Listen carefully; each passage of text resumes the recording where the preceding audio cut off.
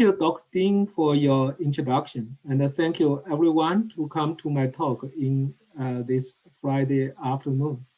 And in my talk, today my talk is very much about my recent uh, accepted paper in the environmental planning B, for which I direct my PhD student and some collaborator to complete. For that, first to complete a project funded by National Science Foundation and the Department of Transportation grant through New Jersey, the Department of Transit.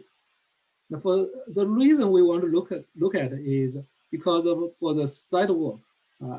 Every time, especially after COVID-19, we use sidewalk a lot because we need to go outside to walk around to see our neighborhoods.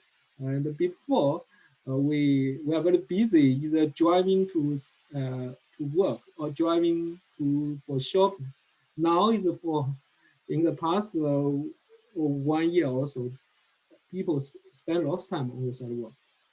The second thing is in the past several years, I have been thinking about how we can integrate the social science and the humanities studies using the cutting edge methods, especially in the urban area. So today is I talk about the sidewalk extraction work, but the big background is we really want to see how humans act and interact in the urban area. So my work is first is let's if you bring up a Google map. This is a Google map reflect the campus of Texas A&M. So if you want to walk from our campus to a nearby plaza, if you don't know how you get there, probably you will bring your cell phone or your iPad to Google will tell you how you walk there. Typically, they even will give you multiple choices. However, if you really look into the information, which information you think is missed? In the Google's walking guidance, usually they will say, okay, use caution. Walking direction may not always reflect the real world condition. So what's the real world condition? Uh, Clearly, if you drive, the Google map will tell you where you can turn left or you can turn right. Sometimes it's one way. Definitely you cannot turn to the one way, the opposite direction. However, in the walking, they never tell you should you walk on the left side or on the right side because they have no idea which side has a sidewalk. Again, they even didn't know whether you are on the wheelchair or not. If you are on the wheelchair, sometimes the sidewalk is too steepy for you. You cannot, that sidewalk does not work for you, but Google does not provide such situation information. If we look further, look at there's two images. One is a typical aerial image, which is look from the top of the sky. You look down, the good thing is to have a larger coverage. You will see many things in a much bigger territory. The kind of shortcoming is if there is a kind of the trees canopy, it will cover the road, and then you have no idea whether the sidewalk still exists under the canopy. So what for that, if you want to know is whether there is a sidewalk, you need to be on the site. For a long time, it's not a good way to do because remote sensing image have existed for a much longer time. Street view image definitely these years also become popular study topic in the urban science. Combine these two images together can help us. For the left image, I can very quickly identify where are the sidewalks. On the right image, it help bring can help me to identify under the canopy whether the sidewalk still exists. So that's a motivation of doing this type of research. If we look at the relevant research, in the recent decade, computer vision gained enormous progress due to the increasing popularity of deep learning, especially multi-layer neural networks, especially the convolutional neural network. Along with the semantic segmentation, there are quite a few in the past 1 decade, especially most recent years, quite a few new algorithm or database are produced for us to do this kind of deep learning. If we look at from the aerial image perspective, remember I just in 2 slides before I showed aerial kind of the image. If you look at on top of the sky, you won't see where are the building environment elements. In the past 1 decade, we also see some work on that. Many of these is go to extract the growth. The reason to extract the growth is in the urban science. The extension of the growth is an indicator of urban development. So I think if you drive to any place, you see there is a new construction, the new growth built up. Very much is an indication that there will be an urban expansion. So that's the reason growth extraction is always a hard topic. However, now we will ask is what are the sidewalk extraction? Unfortunately, if you look into literature, there are very few papers talking about how to extract the sidewalk.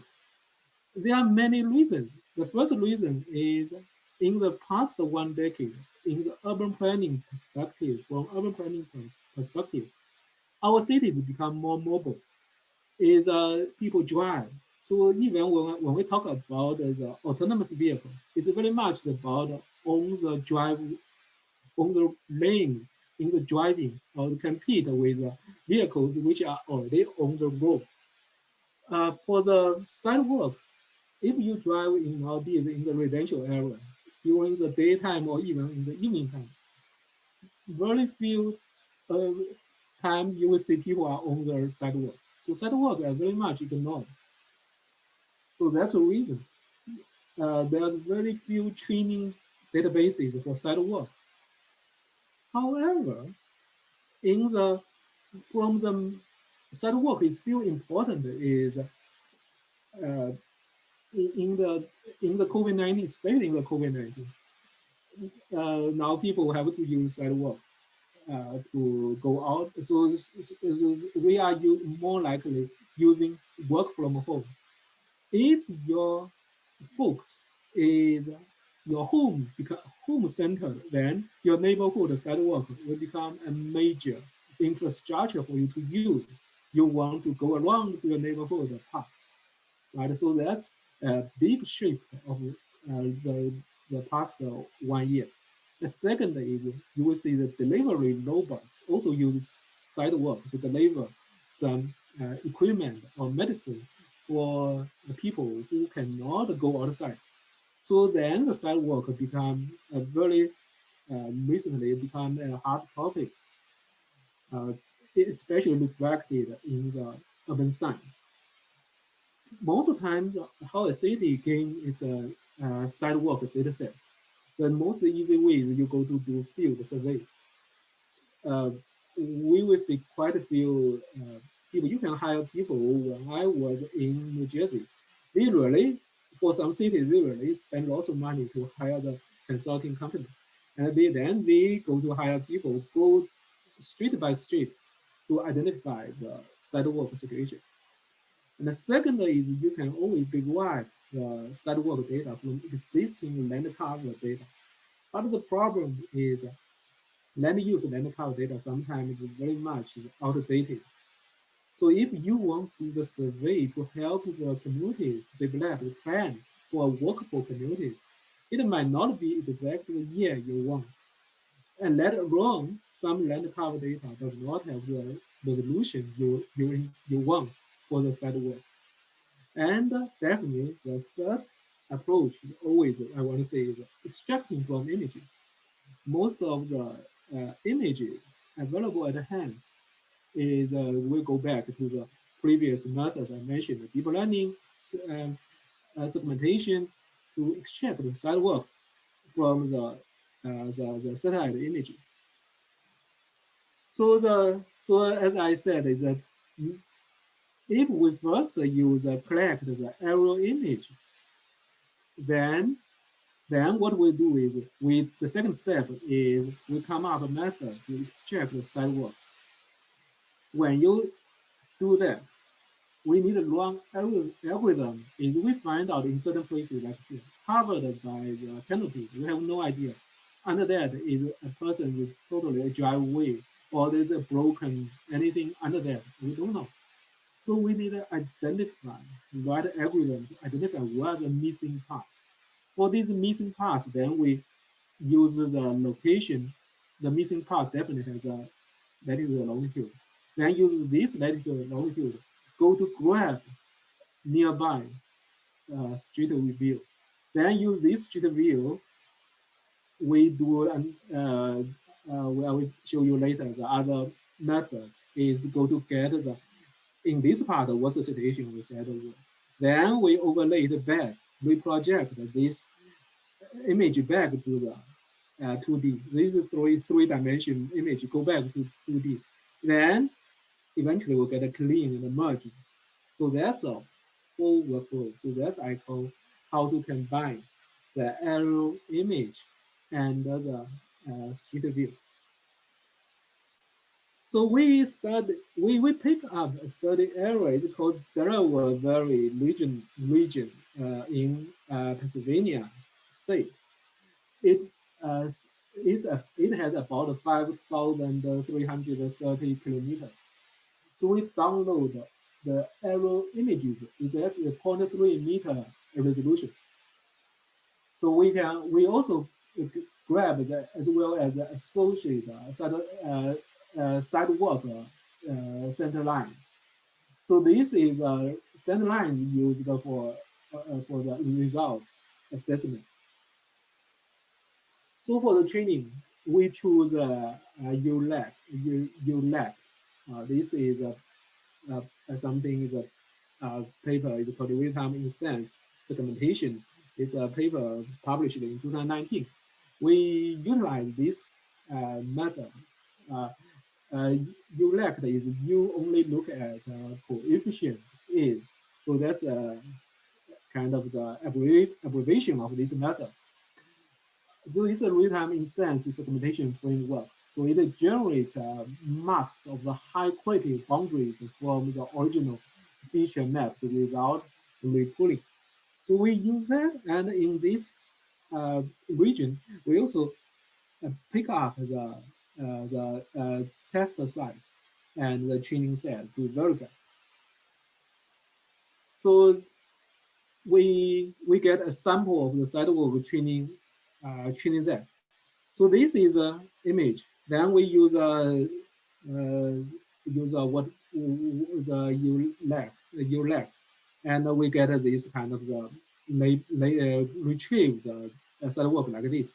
And apparently, if you look at this, there is still some places it's broken or there's a overstretched out. So what we bring them in, then we really begin to find a problem. For example, like here. The missing sidewalk in the aerial image is between dangles. These two, between these two, we have the sidewalk here, and this part is totally missed. So what's the sidewalk? Does that have sidewalk or not? So then we, for example, use this, we will come into here, this part, even in the street view. By human beings' eyes, we know exactly the sidewalk, but you need to tell computer. You need to tell computer. So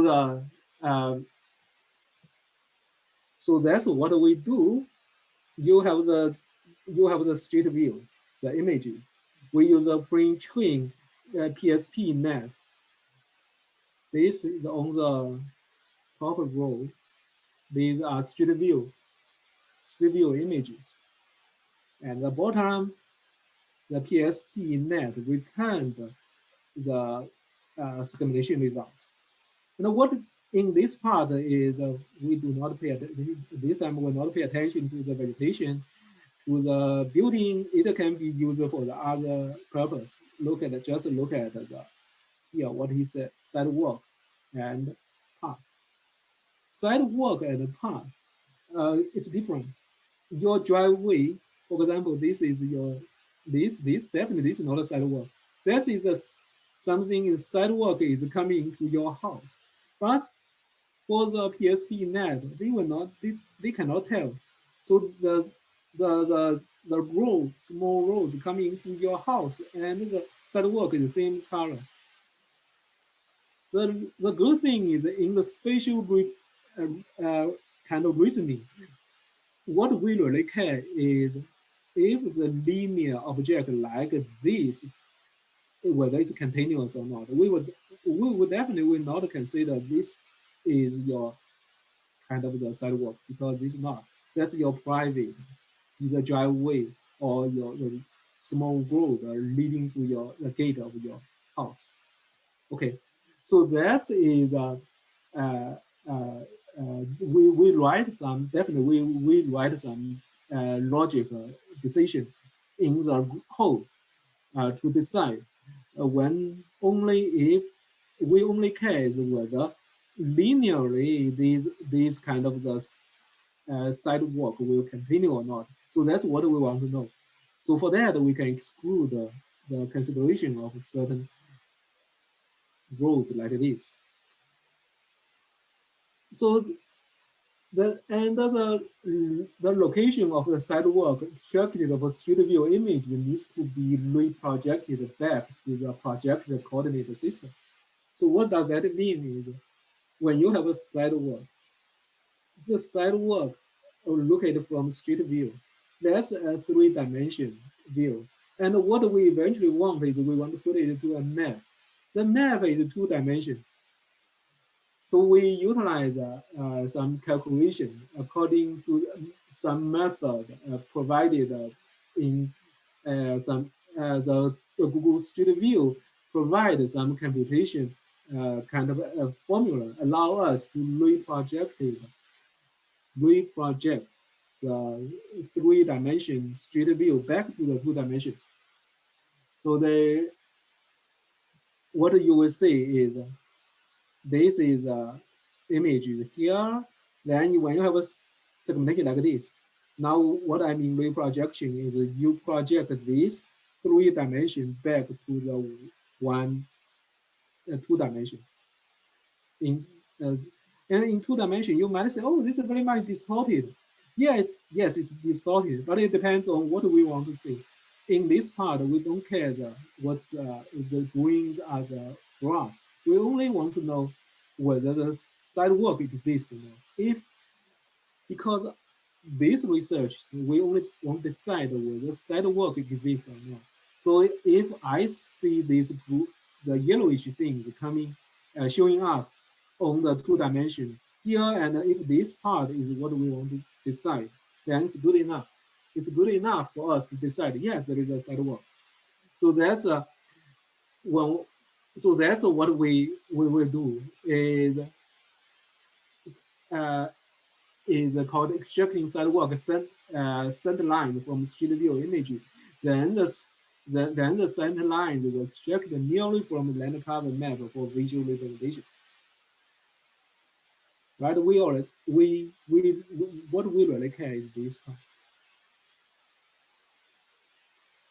Because after I settle these red lines in, then these red I can I can write a program easily exclude, because you will not have such sidewalk, because sidewalk is wrong that you the kind of the block, right? Your block is a sidewalk is surrounding around your block.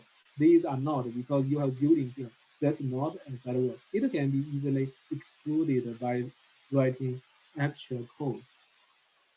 So the result is what happened is the for the UREC is this brown truth, and we get some first result will come as a raster, because You know, computer vision, the segmentation, the outcome is a raster. The raster is like give you a pixel. So they will tell you, okay, this pixel is a sidewalk, that's not. So when you have your pixel, you see some these dots inside. Definitely they are not sidewalk, they are something mistake. We can do a round of coding to clean, which are not connecting to any other uh, cluster segment. So it will be removed. So after that, we get the results. So this is the first result. But as I said, this result, you see something broken here, right? So there are some of that broken. Why broken? Maybe in the turning corner here, a big tree exists. So we don't know whether it's a sidewalk or not. Now for that, and we are building precision recall segment result. And based on the precision and recall, after cleanup by road sunlight, the result is not bad. The precision is close to zero point 0.9, and recall is even larger than 0.993. So then, if we look back to the to this example, first is if I have the arrow images, I found out, yeah, there's a missed part. I don't know whether it has sidewalk or not. Then my algorithm will immediately point to this place to go to download the sidewalk, the street view sidewalk images here. Then use that to do segmentation. Because this segmentation tell you clearly this yellowish part, they are the sidewalk.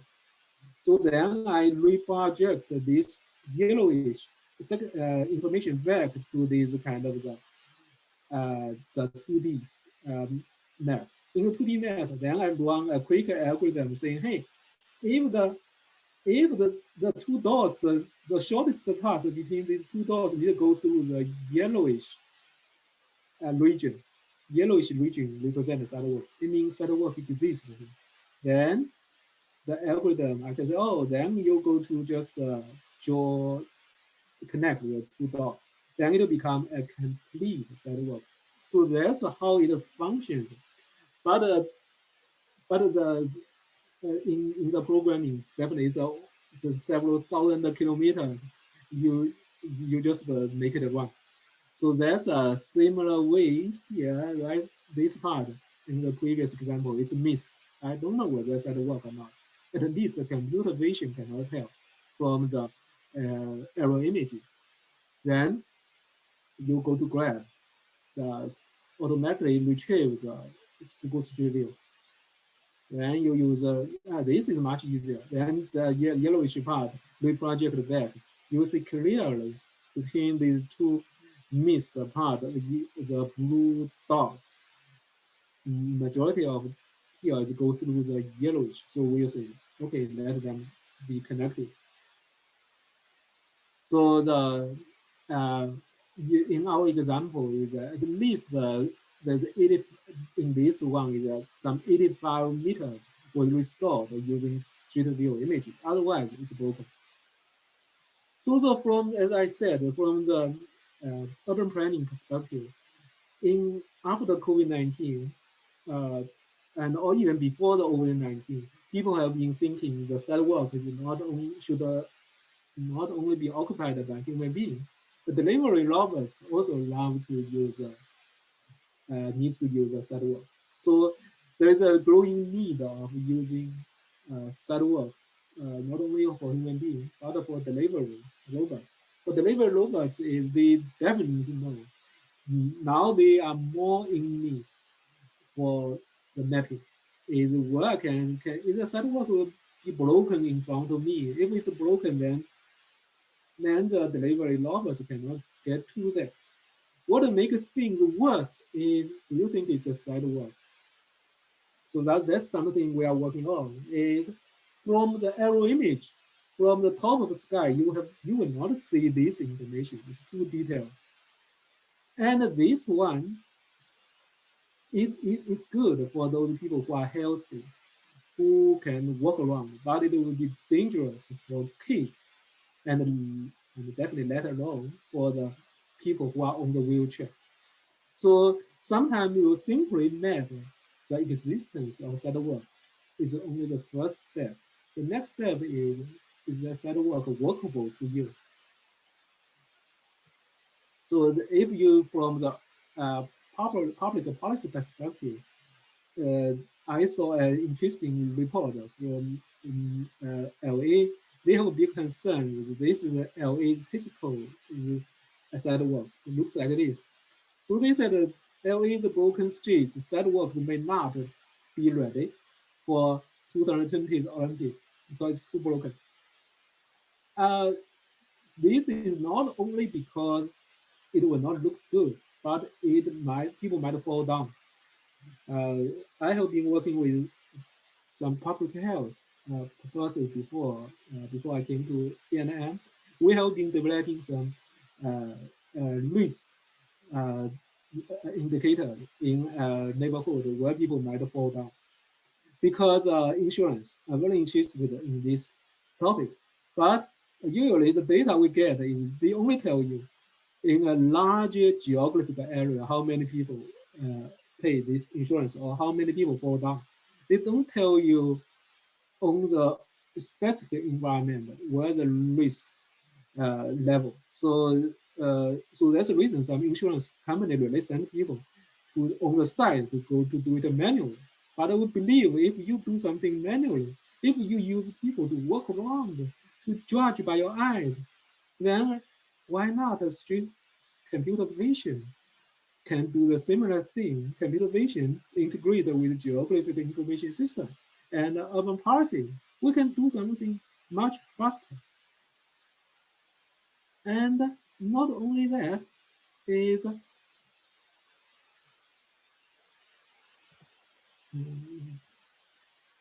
okay. So why this?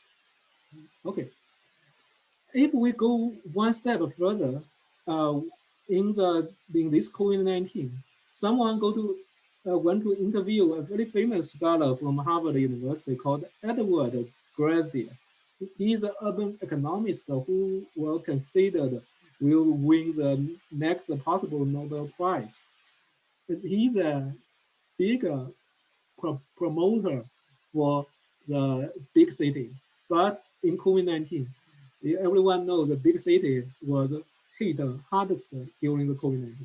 So his answer is what makes cities vulnerable to COVID-19 is because of the concentrated poverty.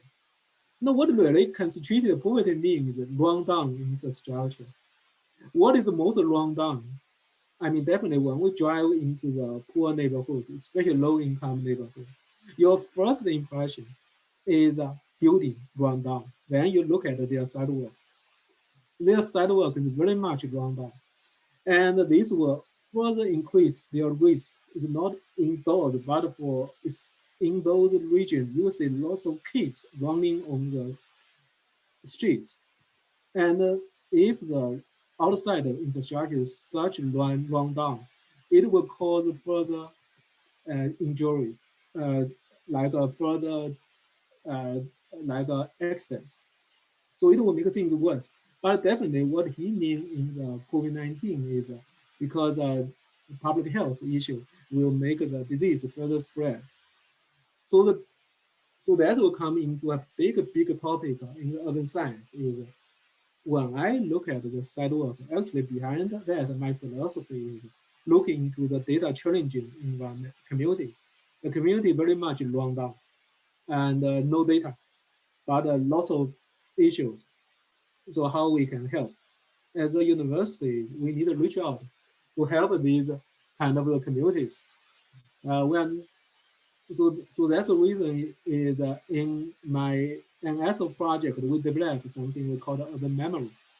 So this is the interface we developed. You come into a community, you talk about a community, take your, because we can, at at the beginning, I'm using Google Street View. However, Google Street View has a problem is you they do not always give the time you want. So if I want to see something immediately, so I might drive in by myself. Then I use a GPS enabled video. I can always take the angle to any direction. So if I pay more attention to the roads or sidewalks, I can adjust my angle of the video a little bit towards the road. So during the driving, I can talk because the video can take my message. So this kind of message will go to linked with a specific location. So it becomes our perception. It's very important. Is when we are talking about the city, talk about a human being.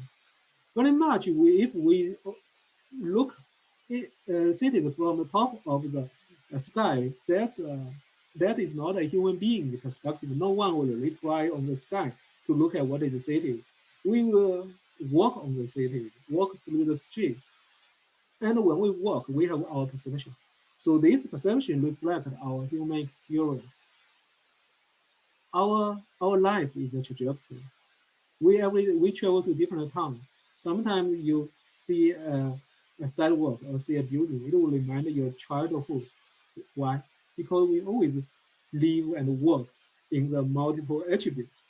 So these attributes need to be remembered. Then it will allow us to compare with ourselves and compare with other people. When we compare everyone thing together, we have collective intelligence. So that's what we did. Is I further that's some interface designed by my team is further build the linkages when you drive. Go to when I have sidewalk, I want to collect sidewalk. Later, go to collect all the information about the city. For the when you drive, so you see the yellowish in the middle, top and middle map. The yellowish streets are where it has been driving through. On the left, right, and on the left, you will see panel. You will see the keywords extracted from your semantics. When you drive, when you talk about the streets, then they will go to match with where the similar situation on the map. So not only that is we also developed something like this kind of polygons here. Why? Because sometimes people don't feel comfortable with you drive through my neighborhood. You talk about the details of my neighborhood. I don't like that. Or I want to introduce you about my neighborhood. But I don't want to introduce you the specific. I don't want to link to specific location.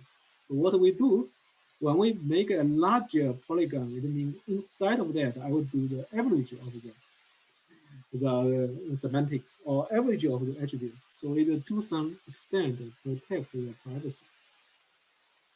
So there, through that is, then you really can compare one region to the other region, one type of neighborhood to the other type of neighborhood. Then you have even we can find, these two have a similar, like people, the ratio of falling down on the streets. Then we go to compare to see why, whether sometimes even when I look at the urban area or the sidewalk, can I can I quickly judge or not judge, is predict what's the people's injury rate, even some income level.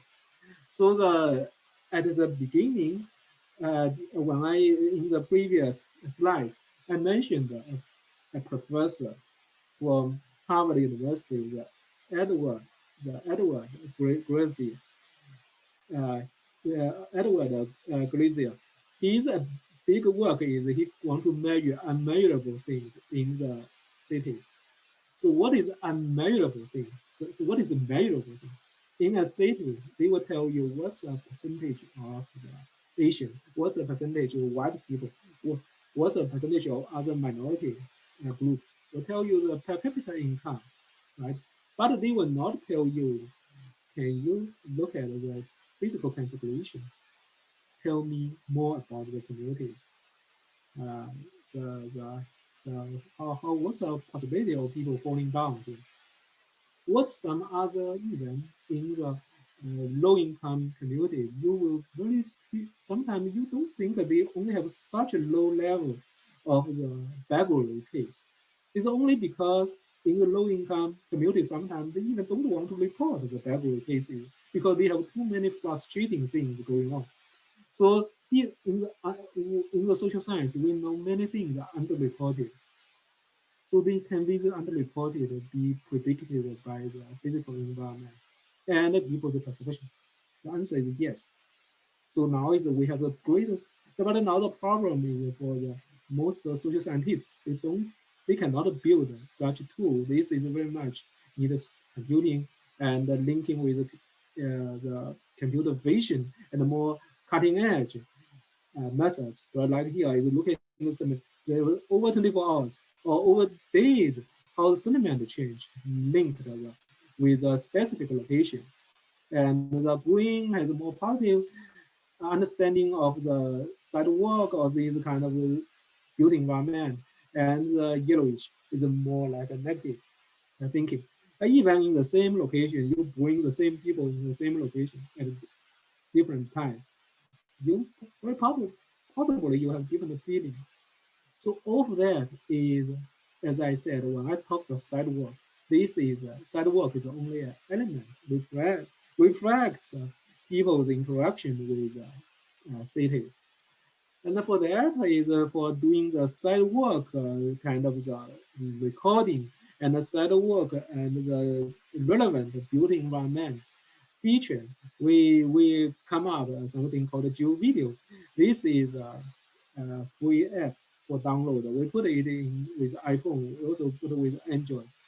You can search Geo Video. It's free for download, and you can put it into your cell phone app to go to map our built environment in general sidewalk in specific. Because when you carry that to work, what you see most is the sidewalk, right? Because you will walk on the sidewalk. So using the similar ideas in the past several years, I have been pushing a lot on integrate the spatial and social network, especially user from a human being perspective, and and also from the low-income communities perspective. And that's important. Sometimes we play with the big data. However, the big data is mainly, especially the commercial big data, is most generated by the uh, wealthy or people above middle class or students. Rather, they are very biased group, even by number. Majority of people are not those people, right? By population size, most people are not wealthy. Most people are below the middle class. Most people are not students. However, most of nowadays urban computing, urban informatics papers focus on these commercial big data because they are available. So that's why I spent quite a few slides talking about why it's so important to go to collect the data, to go into the low-income community, to do the community engagement, to work with them, to understand their concerns of the sidewalk. Uh, that's true because in the rich communities, sidewalk is not always not a problem. It's very beautiful, very flat, well maintained. Sidewalk become more and more the problem with sidewalk is in low income communities. And sometimes is in the down, downtown where it's not well maintained. So this is my kind of the other thing I want to think is organize my thoughts is to be more specific is how I will view my research after I come to ENM half a year ago is I will consider I will rely on three cornerstones. They are mutually benefit on each other. So on the top bottom left is conceptually we really need to think how we build our urban system in the communities in this century.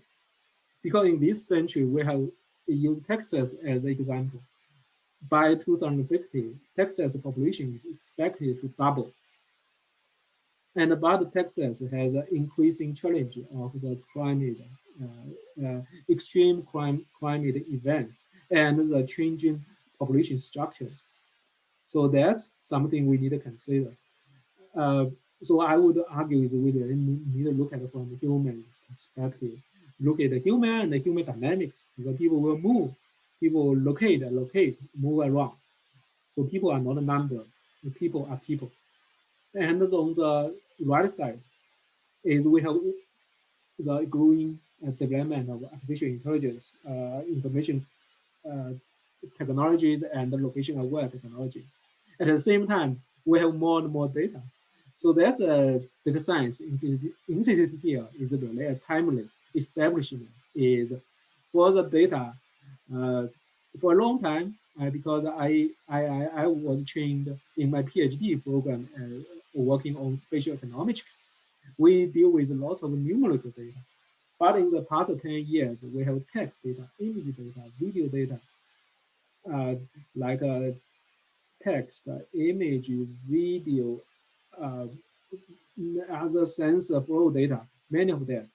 So there's a lot of new methods, but it very much if we can use that, it can actually help us to address human dynamics concern. For the putting these together, we turn space into place from concept to deliverables. It will really help us to build a human-centered built environmental science, which I think we have lots of transformative outcome, like expecting from energy hazard all the way to the transportation. So I will stop my presentation here.